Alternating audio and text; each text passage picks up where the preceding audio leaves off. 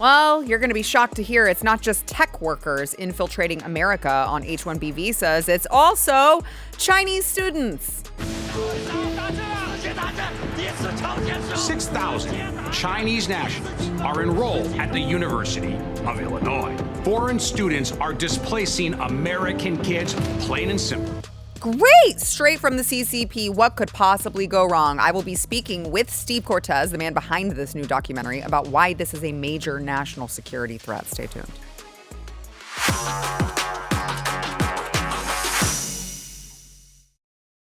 Welcome back to Sara Gonzales Unfiltered. Happy Friday, being that it is Friday and there's been a lot going on this week we didn't get to chat about, so I thought I'd bring in my friend Matt Marsden to have that chat. Who better to chat with than First Buddy Matt Marsden, Blaze TV contributor, actor, and producer extraordinaire. Did I miss anything? Well, you do now have to say my name in the British accent. Matthew D. Marsden. How did I do? It was good. I mean, I think now because we have to say like Gonzales and whatever it is. You have to say it, right? How'd you say it? Well, if I were trying to have a Hispanic accent, I would say Gonzales. Or Gonzales. I'm going Spanish, you see. Do they have a lisp? Yeah, they do. I mean, are they gay? No, it's just the way they say the. But no, it's like, have you noticed that though? If you go into a new show, they'll go Alejandro. Yeah. And they'll do that accent. So I think they should do it for anyone with any other kind of like nationality, like British. That's actually a great point. I like that. I'm going to do that from now on. Matthew D. Marsden. Hey, blimey. Hey, all right. We all do Mary Poppins, right? Should we do a musical? Blaze presents Mary Poppins the musical. Chim chimney, chim chimney, chim chim chiroo. Okay.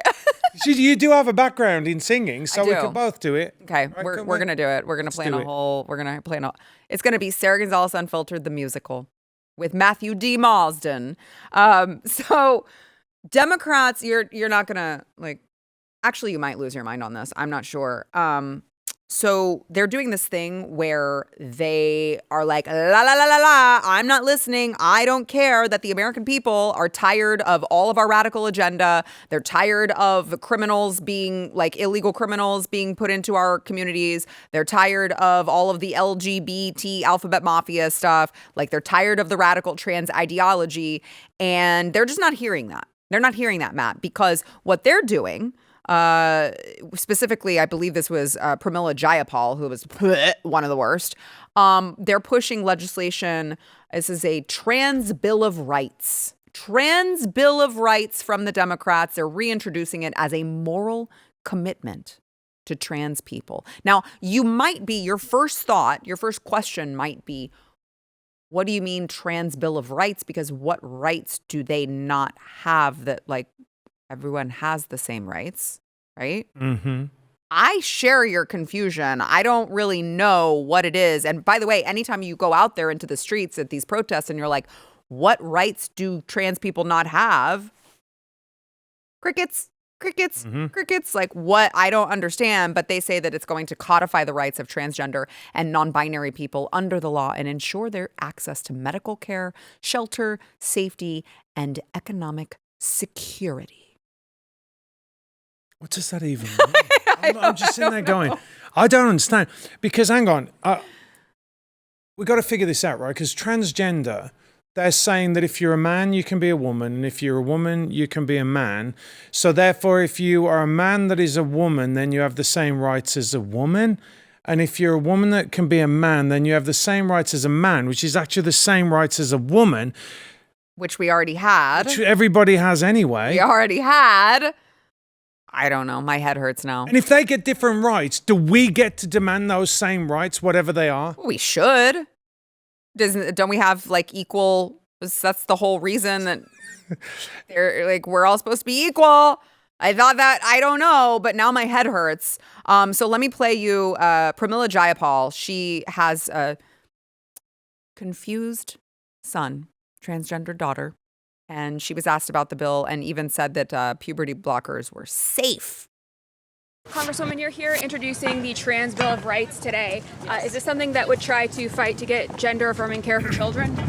We want to make sure that everyone can live fully as who they are authentically. But what about all of the kids who have, grown up on these hormones and now say that they regret it, that it's terrible, it's been absolutely detrimental to their lives? Do you think that this is something we should consider when trying to push for these types of actions? There is so much medical research that shows that gender-affirming care is safe and reversible, and it is really appropriate that our families get to make these decisions for their kids, not the government. Don't you think it's child mutilation to I love how she tried to force these drugs onto kids and chop off body parts? Like, actually, it's mutilation, ma'am. What do you think of that? Do you want men to be able to access women's bathrooms? Yes, is that part of this she does. Do you want all our kids to have their private parts examined in the interest of saying that you're for women and girls? What? I think boys are boys and girls are girls, and that's that. It's pretty simple. I love that. I heard your comment about the language. I do think that is such an important topic to bring up because it's so disgusting the way that the Democrats they've weaponized language and they try to make like it's so subtle sometimes too. Like before she even said the gender affirming care and stuff like that, she said, "Be authentically you're who you are," and it's like that. That's my argument, ma'am. That's what I'm saying. I don't know how you're saying that. I am saying they should just be who they are authentically, which is, of course, the gender and sex that God gave them at birth. Well, actually, before they were born. So it's like, and then they go on to use the gender affirming care. It's so important. It's medical care. How could you deny these people medical care? Again, I mean, there's no lows that these people won't stoop to. It does make you think. When this is so unpopular, it's so unpopular. I mean, and even, I was saying this today, actually, like, even gays are going, hey, stop. Yeah. Just like, hey, don't put us in with these lunatics, right? This is crazy. Why are they doing it? So I think that when we've seen everything that's happened with ICE in Minnesota, we're seeing the corruption, we're seeing the amount of money that's being funded through. All I can say is it has to be something or some entity funding these people to put this forward because it's not a win. It's not an electoral win at all. Mm-hmm. But we know this. Mm-hmm. It's the same thing with like the SAVE Act. Like overwhelmingly Americans, both left and right, agree that we should have some form of photo ID to vote. And the Democrats are like, that's racist. It's like black people agree that this should, like, it's like they're taking like their worst ideas, the things that Americans are bipartisan on, and they're like, no. It's because, Sarah, I think it's got to be money. It has to be money. Okay. Or, hear me out, total mental retardation. Well, there is that, and that's, it can be both, I think. They're certainly not smart. But here's the thing. I do think they're useful idiots. I think they're puppets because, I want to circle back on what you said before about the gender-affirming care. It's the same thing with pro-choice, yes. Right? And we allow them to do this, and we shouldn't allow them to. And that girl did a great job. She was like, no, it's about mutilating your kids. In the same way that pro-choice isn't like about a choice, it's about murdering a child. So we have to stop playing into that and letting them take over the dialogue, and we do it, and they're really good. For example, Black Lives Matter. Right. How can you be against Black Lives Matter? Are you saying that Black lives don't matter? No, what I'm saying is, and they're brilliant, like jiu-jitsu experts at this because they do have some real intellectuals at the top, like pulling the strings. And then you got muppets like this woman who I truly believe, Sarah, what she's doing is this.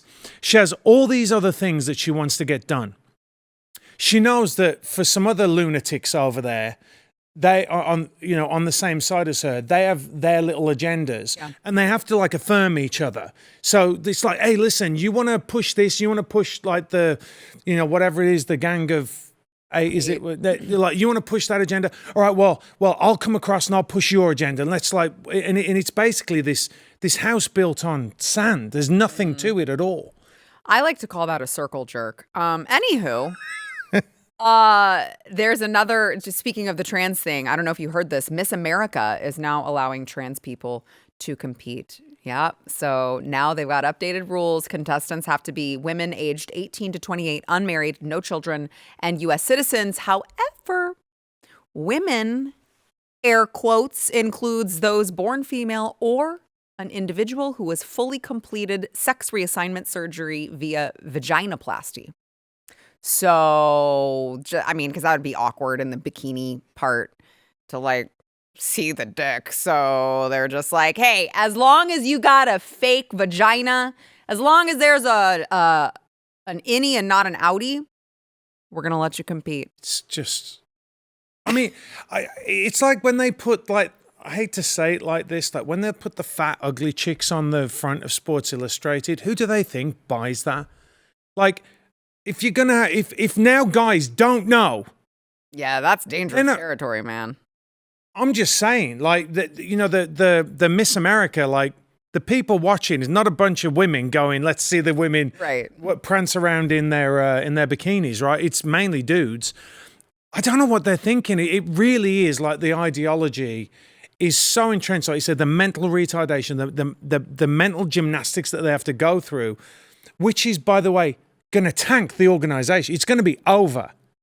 I mean, yes, and it's probably going to turn into one of those things where, you know how trans biological males pretending to be females, how like they'll go out there and they'll be like, no one can tell the difference, and you're like, it's actually very obvious that you're a dude. Like I can tell that you're a dude. But then I mean, I think maybe Blair White is the only one for me that I'm like, okay, Blair looks female. Yeah.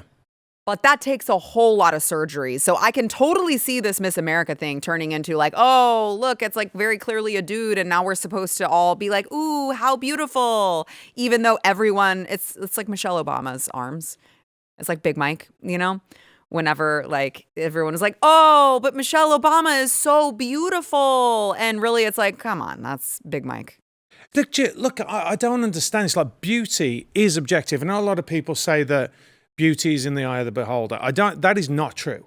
Like you can look, let's look at Charlize Theron. I've said this before. She's gorgeous. And I was speaking to a friend of mine who met her at Cannes one year and he went, she is just so spectacularly beautiful. Mm-hmm. Right. But she's not attractive to most people because she's her opinions are horrible, but she's objectively beautiful. Yeah. And she's objectively beautiful because of the ratio in her face and all these other things that it's just the way it is. I mean, that's just a gift from God. Mm-hmm. In the same way that you get someone who's got fast twitch muscles that they're really, really fast, and that's a gift from God as well. Sure. So it's just the way it is. And what we're trying to do now is, I think it's just a communist play, right? Because they want to say the ugly is beautiful. They want to say, look at that beautiful building. Mm-hmm. And you go, it's a concrete building. The brutalist like the Obama library. Like the Obama. Yep. But isn't it funny? That's what they're doing. Yep, they are. No, you're right. They are. So it's just a play, and they're trying to what they're trying to do is mess with your head. Yeah. I mean, really, they're trying to tell you, hang on a second, beauty is ugly is beauty. Don't look at this, don't look at that. A man's a woman, a woman's a man. I'd say it was biblical. Probably because it is biblical that what is wrong is right, what's right is wrong. I mean, that's what we're looking at right now. But it is a communist play. And the quicker we realize that and just go, I'm done, the better. Yeah. Hold on, Sarah. Are you going to tell me that this isn't beautiful? Excuse me, sir. There's a young man in here. And you're watching excuse me, it's ma'am. It is ma'am. I can call the police if you'd like me to. You need to settle down. You need to settle down and mind your business, okay? Both of you guys? Ma'am, once again, ma'am. I said both of you. No, you said sir. Once again, it's ma'am. It's ma'am. I'm beautiful. Trust me. Don't you see femininity when you look at my beard, my 5 o'clock shadow? It's ma'am. That is beautiful. You're right, Stephen. He's wearing pink. I mean, you're wearing pink. He's wearing pink. It's like so offensive too. They're like, oh, I'll get as a dude, I'll chop off my dick and get a boob job, and then I'm just like you. It's like, no. Yeah, look at it. No, we are way more than that, and you guys are reducing us to just. They've got long hair too, and a little makeup. See a little mascara action going on, yeah. But I've got to give this, at least that person is not behaving like what someone thinks a woman behaves like. And Dylan Mulvaney, I'm like, I've never seen a woman behave like you do. You're like Penelope Pitstop. You're like, women, they act like, I'm like, I don't know a woman that acts like that. Maybe a 13-year-old girl, but none of my 13-year-old daughter doesn't act like that. Right. So it's so weird. I know. We're just caricatures to them, I think. But they are the party of women and women's rights, right? Who are like, what do I know? What do I know? Speaking of mental retardation, I would like to introduce you to Democrat Sheriff Garry McFadden of Charlotte, North Carolina, who could not even answer a basic civics question about his job, which I feel like kind of a problem. If I were to classify your position as the highest law enforcement officer in the county, would that be a fair description? That's correct. Okay. And as such, you made reference earlier that you're a constitutional office. My colleague made reference that there are constitutional divisions amongst responsibilities between us and you. What branch of government do you operate under? Mecklenburg County. What branch of government do you operate under, Sheriff? Constitution of the United States. Correct. That is what establishes the branches of government. I'm asking which branch you fall under. Mecklenburg County. I'm a duly sworn Mecklenburg County Sheriff. We answer to the people of Mecklenburg County. This was not where I was anticipating getting stuck. Are you aware of how many branches of government there are? No. Okay. This guy's like, I didn't For the want sake to do of it this debate, way. I will move on and say there are three branches of government: legislative, executive, judicial. Of those three, which do you believe you fall under? I believe I fall under the last one. It couldn't even Say it to me. Judicial. You are incorrect, sir. You fall under the The executive. executive. Oh, gosh. By the way, not a funny part of this story, but this was the same county where Irina Zarutska was stabbed to death on a train by a repeat offender. Just think that that's interesting to note. Maybe we should not be bringing in DEI sheriffs. Listen, I mean, it is a major problem, isn't it? And I think that if I was a black guy, I'm looking at that and I'm like, you're making us all look like complete morons, and we're not. Do you know what the branches of government are? No. Couldn't tell you. And he couldn't even say it, even when he listed it. It's like that last one. the last one. C. Option C. That's the one. It's shocking. It is shocking. That's the guy that is going to go and try and arrest murderers. Doesn't or even not. know. Yeah, right. Exactly. Yeah, exactly. That's Well, I the problem. heard, by the way, that the murderer of that beautiful girl, they're looking already to bring him out early. Did you see that? I saw it in the news report. I don't know if it's true. Yeah, I mean. Oh my gosh. Wow. That's incredible. Okay, let me give you one more here while we have the time. Former New York State Representative Charles Barron, who is like, hey, I'm really glad that we're driving white people out of their communities. I have the distinct honor to be able to come before you and say I actually lost white population in my community. I lost them. Why They people left. clapping? Because they're racist. They left. I didn't ask them why. They left. So if you see 1 or 2 or 3 or 4 or 5 whites in my neighborhood, they're passing through. But that's on a serious note. We got 13,000 black elected officials in this country. We've had mayors, we've had governors, we have city council members. We need to get radical. Now I'd like to know what would happen if a white person said that. Got up on a stage with a microphone and said, boy, can you believe it? If you see a black person in this neighborhood, they're just passing through. We kicked them all out. How would that be tolerated? It's unbelievable, isn't it? Mm-hmm. Mm-hmm. And they've been told, of course, that they're okay. It's okay to say this. I mean, it's just like basic, human decency not to say something like that. And they're told as well that you can't be black and racist, which is ridiculous. And they call it reverse racism. I'm like, no, it's just racism. If you don't like white people, then it's racist. Yep. What is going on in America, Sarah? I don't know. But I also would say on that note that, I don't know, if you look at the statistics, black people make up quite a bit of the violent crime in the streets. So maybe it's a win-win. To drive straight the way through. Drive straight through and don't stop. But they're like, white people are leaving. We don't know why. I'm like, I don't know. Maybe. All right. Matt Marsden, thank you for joining me. I appreciate you. My friend, make sure to follow Matt at his YouTube, Matthew D. Marsden. But if you're an American, it's Matthew D. Marsden, just so that they know where to find you. Thank you. Thank you. All right, let me thank our sponsor really quickly, Toups & Co. So Toups & Co., I have been using, they've got all sorts of skincare and makeup products, but I've been using their liquid foundation and primer, and it really is amazing. And they are like Maha friendly. So they use all of these great ingredients. Actually, aloe vera is one of the ingredients as well.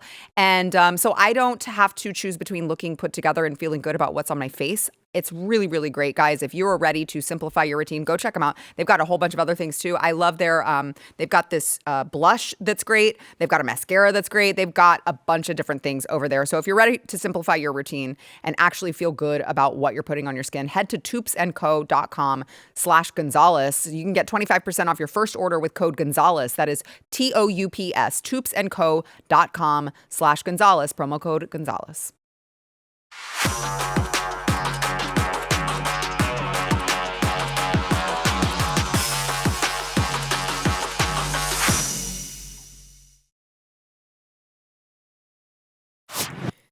Hey, do you guys remember not that long ago when our president, as he was campaigning, was shot in the head, in the ear, by a guy who was perched on a slopey roof that was hot, that happened to be outside the Secret Service perimeter, and his name was Thomas Crooks? I could keep going, but I think you get my drift.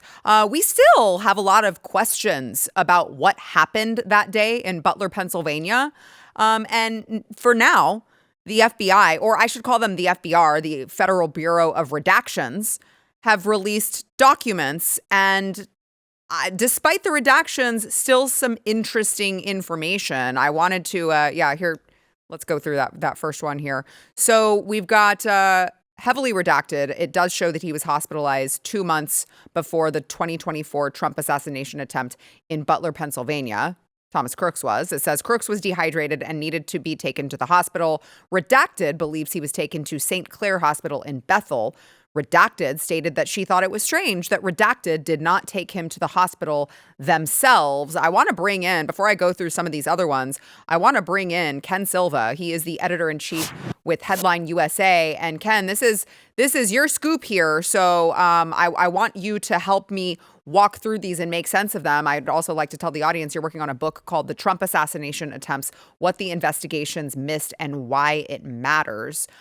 So make sure that I want everyone to make sure to check that out. Ken, thank you for being here. So first, I just want to address the redactions themselves in all of these documents that we can walk through. I guess it shouldn't be surprising, but very frustrating, some of these redactions, no? It is frustrating. I guess we're lucky we're getting anything at all, because remember, just 2 weeks ago, Director Kash Patel said, hey, we've already published everything that we're illegally allowed to. I don't know if he was just being disingenuous or ignorant, but that's clearly not the case. We got to give a huge shout out here to the transparency group Judicial Watch. They actually sued the FBI last July for these records, and we got a status report last month saying that the FBI indeed has 45,000 responsive records. And this was just the first set of pages that they published. Jeez. A mere 41 pages. So we've got a long way to go. And as you mentioned, these records are heavily redacted. And so, you read about Thomas Crooks going to the hospital 2 months before the shooting. And the redactions don't make it clear why he was hospitalized. It says dehydration, but it says it was after a, quote, incident. But the details of that are blacked out. I guess it's worth mentioning that, May 2024 is when he graduated from community college, and his father later told the FBI that it was after graduation that he experienced a drastic decline in his mental health. So, we still don't have any details to determine whether the hospitalization had anything to do with that, or whether medical providers could have flagged him as a potential mental health risk. These are questions we obviously still have, but it is, it's something that we didn't know as of a few days ago. So I guess it's like drawing water out of a stone, but it's better than nothing. Yeah, and before we go through some of these other interesting tidbits here, I do just want to, you're more familiar with this than I am. Why would they, like, what is it? Is it privacy reasons? Like, do murderers or attempted murderers or whomever, like, you try to kill the president and you still get privacy in these? Like, why would they be redacting? For instance, you bring up the hospitalization and the incident leading up to it. Like, what reason could the FBI give for redacting the specific, the names of the family members, or just the incident with this guy being in the hospital? I realize that they could be bogus reasons, but I'm just wondering from you, as we go through this with some of these other redactions, like, what are the reasons that they can cite for having this redaction, knowing that this guy is dead? He's never going to go through, a trial. He's never going to, there's nothing investigative wise to protect. So why would they be giving all of these redactions now? Well, that's a great question, because there is a provision in the Freedom of Information Act that says the FBI should redact medical information. But of course, as you say, the subject of these records is deceased. So who's going to complain if more details are actually made public? It's not like Thomas Crooks could sue for violating the Privacy Act. Right. And I just reminds me that Director Patel has also said, we can't release records because, Donald Trump's a victim and victims have rights. But that's actually not true. There's nothing in FOIA that says that just because the president was a victim, they don't have to release anything. So my best guess is, it's lawyers at the Justice Department who are they'd rather over redact than under redact and get yelled at by their bosses. Yeah, you're probably right. So walk me through some of these other ones. So there was another one with an eyewitness. Says someone told the FBI that they were nearly hit by a car speeding away about 5 minutes after shots were fired. Redacted recalled that approximately 5 minutes after the shots were fired, a light silver Subaru hatchback sped past her and almost struck her. So, and I guess do we know if that person was like heavily interviewed by the FBI? I mean, tell us about this particular Well, page. we don't know, and it certainly adds to the intrigue. Yeah, so 5 minutes after shots are fired, a lot of people are just kind of standing there stunned, but apparently outside of the rally, close to a residential neighborhood in a parking lot, somebody was getting the hell out of Dodge.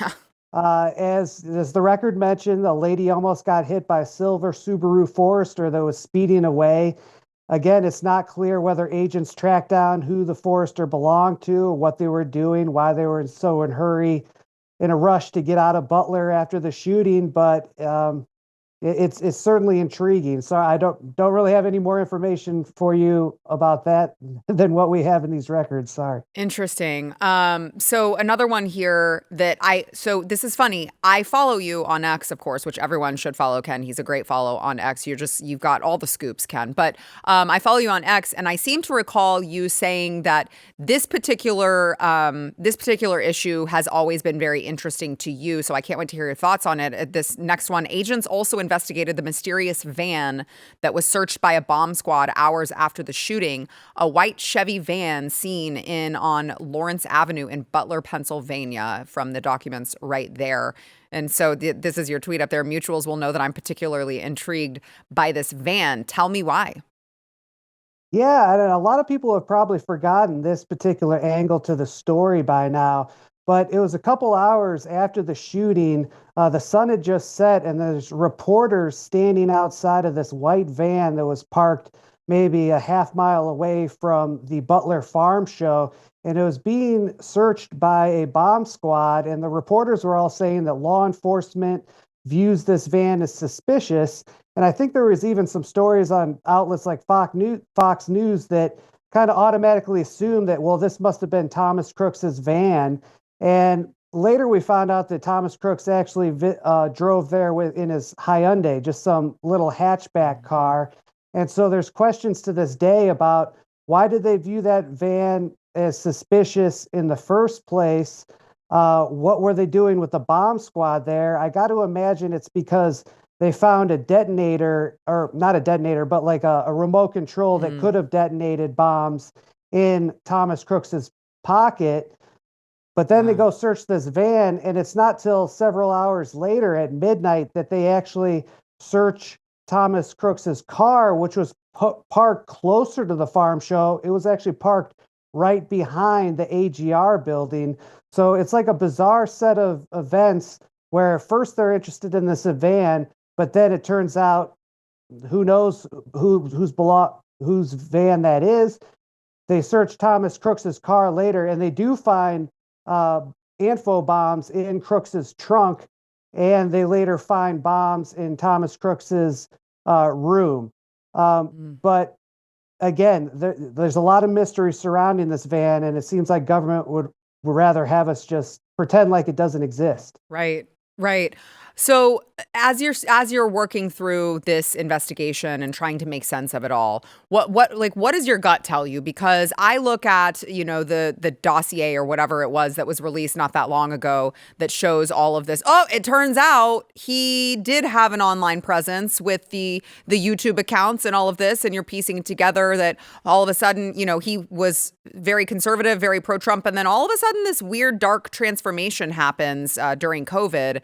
And I want to know who he was talking to online at that time. I want to know, because it just feels very strange. I know right after it happened, there were former FBI agents who were like, yeah, it feels like our fingerprints were all over this. What does your gut tell you about perhaps what we may never have confirmed for us with this Thomas Crooks situation?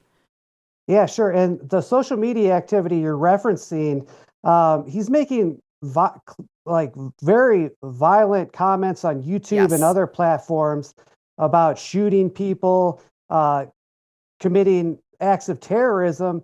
And so my gut tells me that he had to have been on law enforcement's radar in some capacity. And the question is, is this sheer incompetence that they let him slip through the cracks, or is something darker going on? I wish I could tell you that I had some kind of smoking gun evidence in the book. It's more like a roadmap. It's the best picture yet of what happened and what unanswered questions we still have. I will say that though, there's just a stunning lack of accountability here. If you take away Crooks for a second and just go to the security failures of the Secret Service, the guy in charge that day of Trump's security team is Sean Curran. He is the special agent in charge of Trump's detail. He's now the director of the entire agency, and yet he was never interviewed once by Congress. So there was a stunning lack of interest in Mr. Curran, and for some reason he gets a promotion, and now the agency also has a much bigger budget due to these failures. So it seems like almost people have incentives to fail. So even if you take away any kind of conspiracy theories, this is just a story about bureaucratic failure. Yeah, you're right. And the most frustrating part about it is that the guy who almost was killed in front of America is in charge of things. You would think that would be the time that we would get these answers. Like, you would think that he would be the most incentivized person to have transparency in this investigation. And it's just so incredibly frustrating. I know it is for me, and I'm not into it like you are. So I can only imagine how frustrating it is for you. Ken Silva, tell everyone where they can find you. Run a site called headlineusa.com. And as you mentioned, we've got a book coming out on this case, as well as the Ryan Ruth case and the other attempts. It's called The Trump Assassination Plots, What the Investigations Missed and Why It Matters. And yeah, thanks a lot for the opportunity. I really appreciate it. Thank you. Thank you for all your great work. Keep it up, and we'll be in touch. We'll talk soon. Absolutely. Thank you. All right, before we go, if you want to make sure you're a Blaze TV subscriber, I know you're probably watching on YouTube, but that's okay. You can go on over to Blaze TV as well. Make sure you use promo code Sara. You'll save $20 with that promo code, blazetv.com/Sara.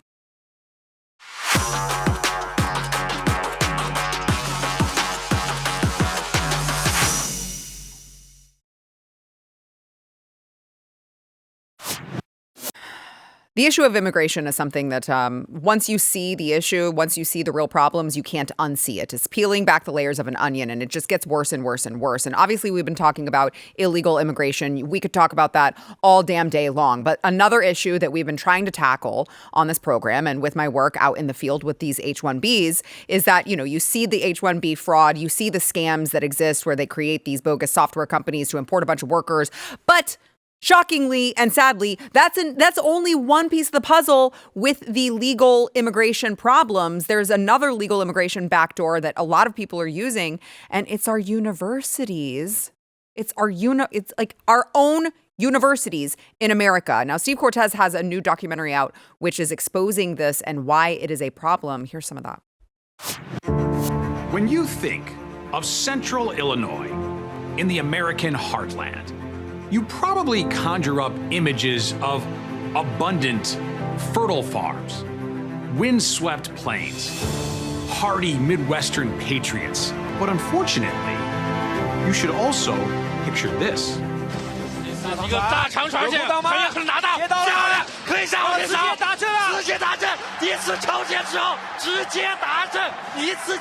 Yes, that's Illini football, broadcast in Mandarin Chinese in the middle of America. Why? Because 6,000 Chinese nationals are enrolled at the University of Illinois. That's the second highest number in the country. And they're just one block of 300,000 Chinese nationals studying across America. Now, at first we were told this would be a good thing. Cultural enrichment, global exposure, etc. And maybe it started that way. Back in 2000, the U of I had just 37 Chinese students. But now, our schools are overrun. And here's the truth. Foreign students are displacing American kids, plain and simple. Talented American high schoolers. I mean kids getting near perfect ACTs and SATs with 4.0 grade point averages in advanced placement classes. Those American academic stars, they're being denied spots at the public universities that their families have supported for generations. Why? Because these schools chase full tuition from wealthy international students, often recruited by professional firms. Joining me now is Steve Cortes to discuss. Thank you for joining me, Steve. You bet. Thanks for having me, Sara. Appreciate it. Yeah, of course. Steve, it feels like with all of the great work that you're doing and me looking into all of this H-1B stuff, you come away with it feeling like we are kind of the laughingstock of the globe at this point, that all of these other countries are just like, hey, we're just going to utilize and abuse their system and we're just going to take over. Yeah. No, I'm sure there are times when some of the party bosses at the CCP's buildings in Beijing just laugh to themselves. They cannot believe how willingly the United States will act as a victim, will volunteer for victimhood at the hands of the Chinese Communist Party. And in this case, I think it's absolutely outrageous that our most selective universities, our top flagship public schools across the United States, are inundated with foreign students. I think way too many foreign students overall, but particularly awful, the Chinese Communist Party sending its princelings, hundreds of thousands of them per year, over here so that we can educate our enemies, so that many of them can spy on us and commit espionage. And we know that's happening. There have been charges and convictions already. And then take those skills that they learned at some of our top schools like University of Illinois and go back to Beijing so they can make our adversary more powerful, more wealthy, and better able to continue to take advantage of the United States. So I'm trying to expose this, as you are, and saying enough. Of course, illegal immigration is a scourge to this country, but even the way we're tolerating legal migration, including this student issue, is just inexcusable, and I think it needs to be exposed. Yeah, you're absolutely right. I also, on top of the very obvious security risk that you point out, like, gosh, what could possibly go wrong educating these Chinese nationals and sending them back to report to the CCP? I also have seen a few different headlines. I think it was the University of Michigan, where they're in these universities, they're bringing in like these biohazards. That's a little bit alarming. Yes. So at University of Michigan, so far, 3 Chinese nationals arrested and charged in federal court with trying to bring agricultural bioweapons into the United States. They wanted to potentially poison our food supply. That's what some of these students are doing there. In Illinois, at the Illinois Institute of Technology, which is also a really good STEM school in the same state that I was profiling, a Chinese national was arrested and convicted for espionage. He's actually now back in China. He was so important to Beijing that they actually traded for him in a prisoner swap with the United States. But these are just some of the examples. So we know factually that some of them are spies and saboteurs. We know that it's dangerous. And I think we also know, though, in every single case, even if the young Chinese person comes here with the best of intentions, they are taking a spot. These slots are finite at these schools. They are taking a spot that should be going to a young American. And we pay for these schools. So why should we pay for the, quote, privilege of getting kicked in the teeth such that really excellent young students, young adults from places like Illinois cannot get in to their own university? We're paying for the school, and yet thousands and thousands of Chinese nationals are there taking those opportunities. They are stealing opportunities from Americans. That's in the best case scenario. In the worst case scenario, there's huge national security risks for our country. Yeah, I mean, it's just, again, that's why I say we must be the laughingstock, that they're just like, they're paying for us to come over. Like, they're subsidizing colleges. The United States citizens are subsidizing colleges to just allow all of these foreign students to come here and take their own children's spots. Like, it is so insulting and offensive, and we've just been tolerating it this whole time. And not only that, Steve, it's like it's the housing. It's the jobs. I want my children to have a chance in this country. I want American children to come first. And I want to know that when my kids graduate college or high school or, wherever they end up, that they're not going to have a spot taken from them by a foreign national. And on top of that, when they do grow up, I want them to be able to afford a home. And it impacts every aspect of our lives. It is making it worse for the American citizen. And the really frustrating thing for me, Steve, and maybe you can give me some like glass half full, is that it doesn't feel like anyone in the federal government who is at the level where they could do something, whether it be USCIS, Congress, whoever it may be, it doesn't feel like they see the concerns that the average everyday American sees. No, unfortunately, you're right, and I'm not going to reassure you because it is bad. but what I would also say, Sarah, though, what's important is that we expose it, that you continue to do the important work you're doing on your show, that I make documentaries like this. I will tell you this, the reaction so far, both online as well as just live, talking to people, the reaction has been absolute outrage. And I thank you for playing that clip of U of I football in Mandarin Chinese. That particularly seems to really provoke people. And it should, by the way, it should. How is it possible that the most American of games, Big Ten college football, is broadcast in Mandarin Chinese? Because that's how big the student body is in Champaign, Illinois, in the middle of the cornfields, in the middle of the country. It's pretty outrageous, I think, to most sensible Americans. So I think this is how it starts. Let's get outraged. Let's be informed. You're right that so far, the power players in Washington, D.C. don't seem to have much interest in this issue or related issues. But that's the power of the people. We've got to expose it.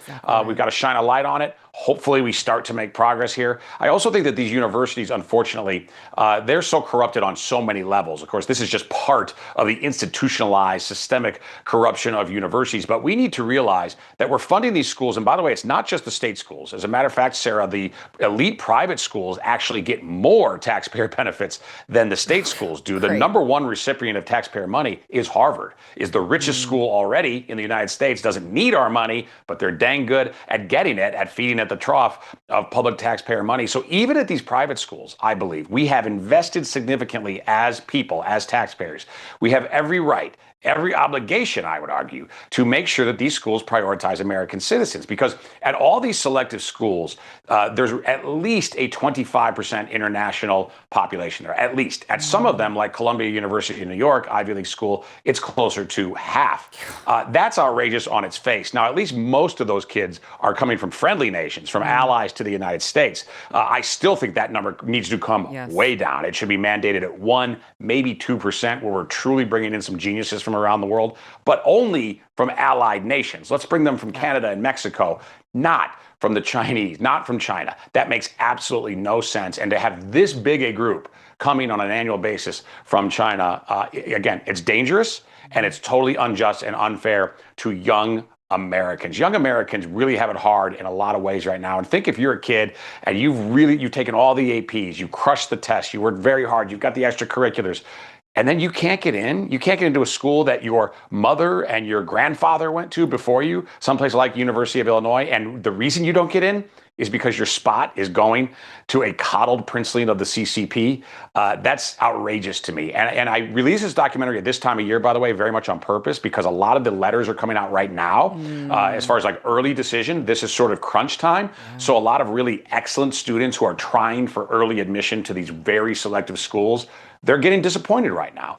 And so I thought this would be an opportune time, because I hope that there are people out there who maybe aren't all that political, who might not call themselves MAGA or right wing, but they do know that, wait, my son or daughter worked super hard and can't get in, or I'm going to have to pay more to go out of state, or we've got to go to our fourth choice school because the Chinese have taken these spots in these selective STEM programs. I hope that drives people, even if they're not necessarily fully on board with the whole America First agenda, to just think about the inequity of that and to think, why are we not prioritizing our own people? Why are we not taking care of American kids first? And if we do have room for some international, let's make it reasonable and contained and not from adversary nations. Yeah, I actually, you did make me feel a little bit better, because you're absolutely right. It's going to we're going to eventually reach the point where everyone sees it, everyone feels the pain, and the politicians are going to have no choice but to fix the system, because the people will demand that as long as they keep seeing it happen right out in front of them. Part of that reason is because of your great work. So tell everyone where they can watch the documentary in its entirety.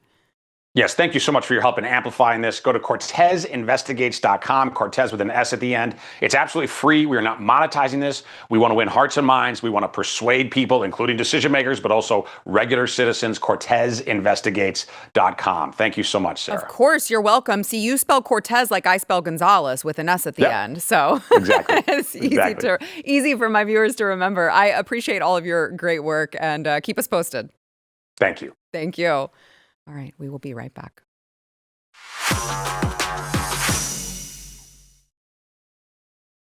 I don't know if any of you are looking at the Nancy Guthrie case, but it has been insane. I keep wanting to cover it on the show, but I'm like, we don't have answers and everything keeps changing. So maybe over the weekend, they will actually figure out what the hell is going on. We'll keep an eye out for that. But in the meantime, have a great weekend. Make sure you can stroll on over to SaraMerch.com. You can get your support your local ice raids over there with your choice of a mug, hoodie, what have you. And also make sure to go to AmericanBeautyBySara.com.